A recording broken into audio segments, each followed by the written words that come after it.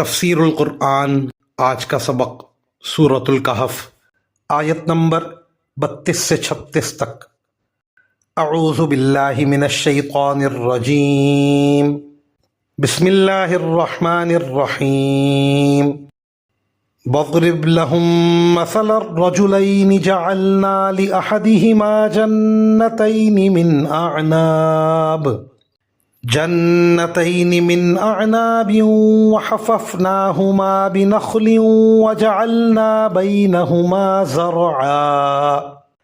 كلتا الجنتين آتت أكلها ولم تظلم منه شيئا وفجرنا خلالهما نهرا وكان له ثمر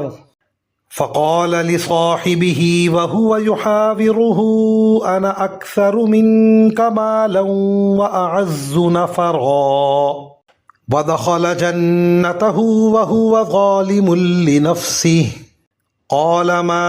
أظن أن تبيد هذه أبدا وما أظن الساعة قائمة ولئن رددت إلى ربي لأجدن خيرا منها منقلبا۔ ترجمہ: اور اے پیغمبر، ان لوگوں کے سامنے ان دو آدمیوں کی مثال پیش کرو جن میں سے ایک کو ہم نے انگوروں کے 2 باغ دے رکھے تھے اور ان کو کھجور کے درختوں سے گھیرا ہوا تھا، اور ان دونوں باغوں کے درمیان کھیتی لگائی ہوئی تھی۔ دونوں باغ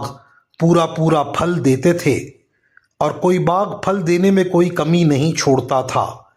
اور ان دونوں کے درمیان ہم نے ایک نہر جاری کر دی تھی۔ اور اس شخص کو خوب دولت حاصل ہوئی تو وہ اپنے ساتھی سے باتیں کرتے ہوئے کہنے لگا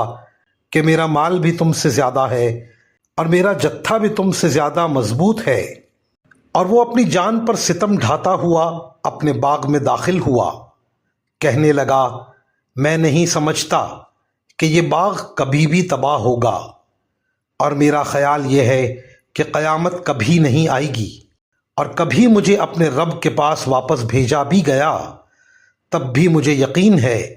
کہ مجھے اس سے بھی اچھی جگہ ملے گی۔ ان آیات کی تفسیر میں مفسرین کرام فرماتے ہیں، آیت نمبر 28 میں کافر سرداروں کے اس تکبر کی طرف اشارہ کیا گیا تھا جس کی وجہ سے وہ غریب مسلمانوں کے ساتھ بیٹھنا بھی پسند نہیں کرتے تھے۔ اب اللہ تعالیٰ ایک ایسا واقعہ بیان فرما رہے ہیں جس سے یہ واضح ہو جاتا ہے کہ مال و دولت کی زیادتی کوئی ایسی چیز نہیں ہے جس پر کوئی شخص اترائے۔ اگر اللہ تعالیٰ کے ساتھ رشتہ مضبوط نہ ہو تو بڑے بڑے مالدار لوگ انجام کار ہاتھ ملتے رہ جاتے ہیں، اور اللہ تعالیٰ کے ساتھ معاملہ صحیح ہو تو غریب لوگ ان سے کہیں آگے نکل جاتے ہیں۔ جن 2 آدمیوں کا یہاں ذکر فرمایا گیا ہے ان کی کوئی تفصیل کسی مستند فرو روایت میں موجود نہیں ہے، البتہ بعض مفسرین نے کچھ روایتوں کی بنیاد پر یہ کہا ہے کہ یہ بنی اسرائیل میں سے تھے اور انہیں اپنے باپ سے وراثت میں بڑی دولت ہاتھ آئی تھی۔ ان میں سے ایک نے کافر ہو کر اسی سے دل لگا لیا، اور دوسرے نے اپنی دولت کو اللہ تعالیٰ کے راستے میں خرچ کیا، اور اس کی وجہ سے اس کی دولت پہلے شخص کے مقابلے میں گنتی میں کم رہ گئی، لیکن آخر کار کافر شخص کی دولت پر آفت آ گئی اور اسے حسرت کے سوا کچھ حاصل نہ ہوا۔ وآخر دعوانا ان الحمد للہ رب العالمین۔